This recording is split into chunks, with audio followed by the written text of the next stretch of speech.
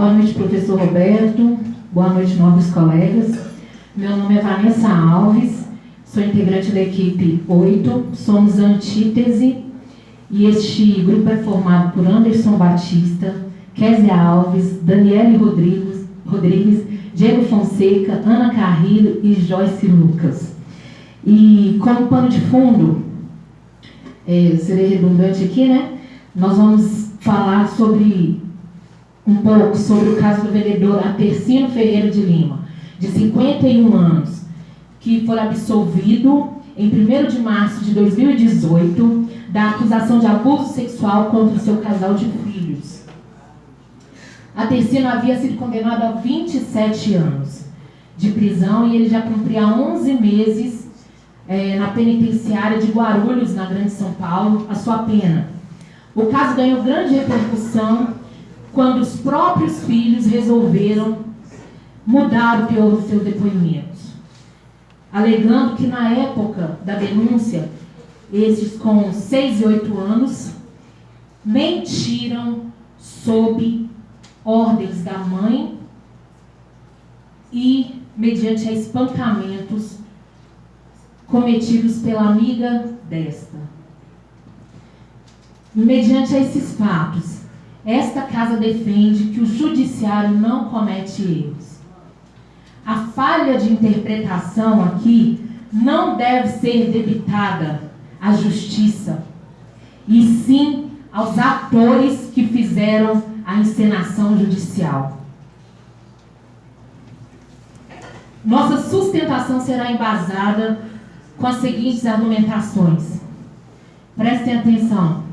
A possibilidade interpretativa de julgamentos, a complexidade da mente humana, a facilidade de se manipular a mente de uma criança, as limitações dos recursos jurídicos, os impactos da limitação do tempo para análise de um fato, o tempo de reação do judiciário em casos de falhas no julgamento. Com a palavra, meu nobre colega Anderson Batista.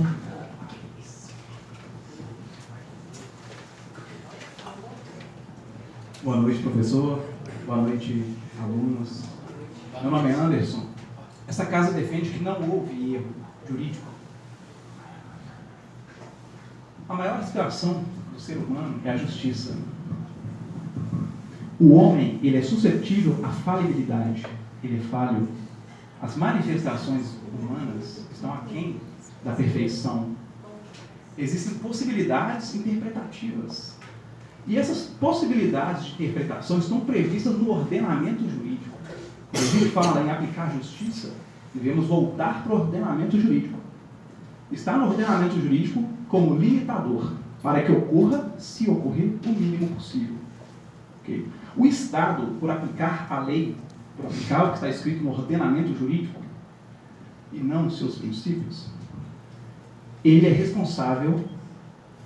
E o ordenamento, no artigo 37, parágrafo 6º da Constituição Federal, ele prevê que em caso de culpa ou dolo, o sentenciado será indenizado. Existem duas formas de reparação desse dano. Quando ele não foi julgado ainda, então é mais simples de ser remediado. E o segundo é quando o processo já ocorreu, no caso do pano de fundo. Tá? No artigo 630 do Código Processual, cita reparação parcial. O ordenamento jurídico já reconhece que as perdas, elas não serão totalmente reparadas. Porém, o pecúnio, ele serve para uma reparação parcial. Ele reconhece que não consegue cumprir tudo aquilo que o apenado passou nesse processo. Por último, mas não menos importante, não se trata de erro. Erro é a má jurisdição. Erro é o vício de Estado. No caso presente, os fatos resultaram em uma interpretação equivocada. Eu passo a palavra para a Kézia. Boa noite a todos aqui que se encontram. Boa noite, professor Roberto. Meu nome é Kézia. E para contribuir na compreensão do tema ao qual aqui está sendo exposto para vocês, eu vou estar abordando um pouco sobre a complexidade Todos nós sabemos que nossa mente é dividida entre consciente e subconsciente. E cada um possui seu papel e a sua função. E é justamente importante compreender o funcionamento de cada um deles. Toda informação que coletamos no nosso consciente, ela é transferida e enviada para o nosso subconsciente, para que dali possa surgir um efeito e para que possa começar a fazer sentido. Aos 6 anos de idade, se inicia o estágio onde a criança começa a guardar tudo aquilo que é lhe falado e lhe ensinado, principalmente ensinamentos vindos de pessoas que se encontram ao seu redor e de seus responsáveis, que têm um papel fundamental no seu desenvolvimento e no seu crescimento. E com isso, possamos entender que o ser humano é tudo aquilo que lhe envolve, e a capacidade mental sai da parte de experiência de cada um.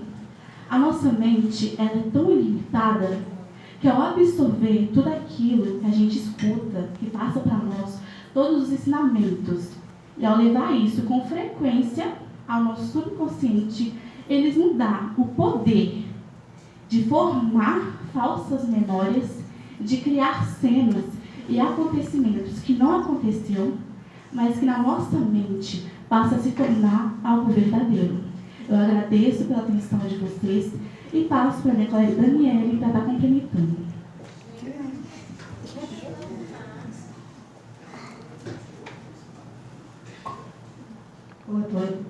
Boa noite, pessoal. Boa noite, senhor Roberto. Meu nome é Daniele Rodrigues. Como os nossos amigos falaram, eu vou falar sobre a mente da criança manipulada. De acordo com o Estatuto da Criança e do Adolescente, considera-se criança até os 12 anos incompleto. Nesse período, a criança está em processo de desenvolvimento. Segundo o João Augusto Ribeiro, ele afirma que, além de ele ser um neurocientista e um psicoterapeuta, ele afirma que, de 0 a 6 anos, as conexões mais importantes para o nosso desenvolvimento, as conexões cerebrais mais importantes para o nosso desenvolvimento, está acontecendo nesse período. Portanto, uma criança pode sim ser manipulada por seus genitores ou por pessoas ao seu redor, pois ela espelha nessas pessoas. Uma criança ela não tem a capacidade de distinguir o que é positivo, o que é negativo, o que é certo, o que é errado. No entanto, existe uma lei que ela foi aprovada em 2010, mas entrou em vigor só em 27 de agosto de 2018. Essa lei ela não deixa que a criança seja manipulada ou influenciada por seus semelhantes ou por seus genitores. Vou dar um exemplo. Tem uma festinha na escola e a criança, uma festinha escolar de comemoração dos seus pais, e a criança ela quer que o pai esteja presente naquele local e o pai não comparece. A mãe, por ódio, ela fala para a criança que o pai não compareceu porque tem ódio dela, que tem raiva. Então, ela está influenciando a criança a ter ódio do seu pai. Isso é considerado um crime.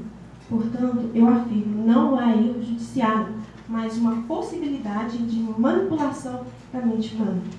E eu passo para a vez com o senhor.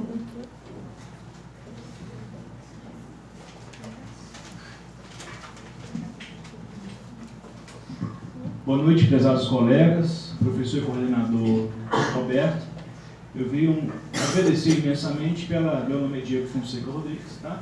Diego Rodrigues. Primeiramente, queria agradecer imensamente a oportunidade de debater sobre esse tema tão importante que a gente está defendendo, que o judiciário não comete erros, tá?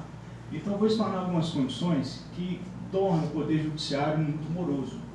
Essas condições tornam aqueles julgamentos, processos que deveriam ser julgados em 1, 2, 5, 10, deveriam ser julgados no máximo 1 ano, são julgados em 5, 10, 15, 20 anos, e até o autor ele nem tem a possibilidade de ser indenizado por causa disso. Um dos grandes ofensores disso daí é o recurso jurídico. O recurso jurídico ele visa solicitar a modificação de uma decisão. Com isso, alguns advogados usam isso como instrumento de retardo do processo. Por isso que o judiciário hoje ele é muito onerado, moroso, lento, por causa da quantidade de recursos. Porque enquanto não acaba os recursos, o processo não pode ser definido, né? Existe uma discussão entre os juristas que defende a limitação desses recursos, tá? Existe a possibilidade, existe uma discussão que alguns juristas defendem que tem que ter a limitação de recursos jurídicos, e outros falam que não, que tem que ter recurso jurídico, sim, que é previsto em lei, previsto na Constituição, para ampla defesa. Eu também acho que realmente o excesso de recursos jurídicos atrapalha muito o nosso poder judiciário. Só para vocês terem ideia a quantidade de recursos jurídicos que existem, tá? Existe apelação, agravo de instrumento, agravo interno, embargo de declaração, recursos ordinários, recurso especial, recurso extraordinário, agravo em recurso especial ou extraordinário, embargos de divergência. Olha a quantidade de recursos que os advogados usam como instrumento de retardo no Poder Judiciário, né? Então, quanto a isso, eu vou passar a palavra para a minha colega, que realmente vai falar sobre o tempo. Tá?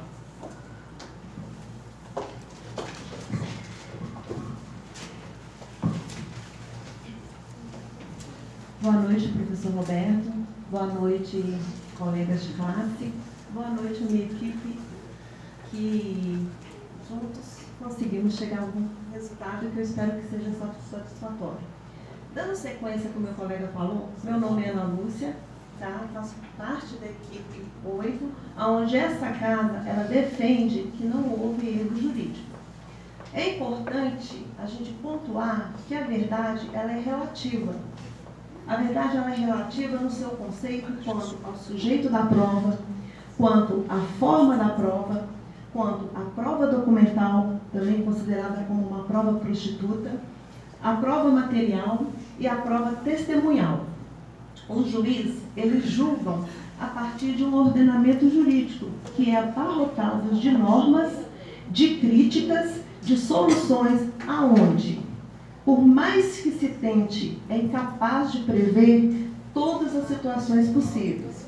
A celeridade nesse processo, ela tem como objetivo de fazer justiça. E uma justiça em tempo hábil, em tempo rápido, de conseguir a condenação ou absolvição de uma pessoa em questão.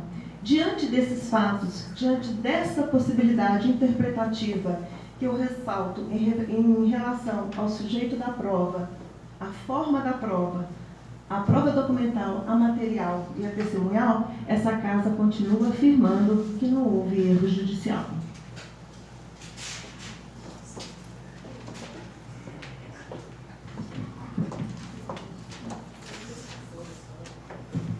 Boa noite, professor Roberto, boa noite, colegas, boa noite, equipe. Meu nome é Joyce e como mais uma vez vamos frisar, para concretizar, que essa casa defende que não há um erro judiciário. Por quê?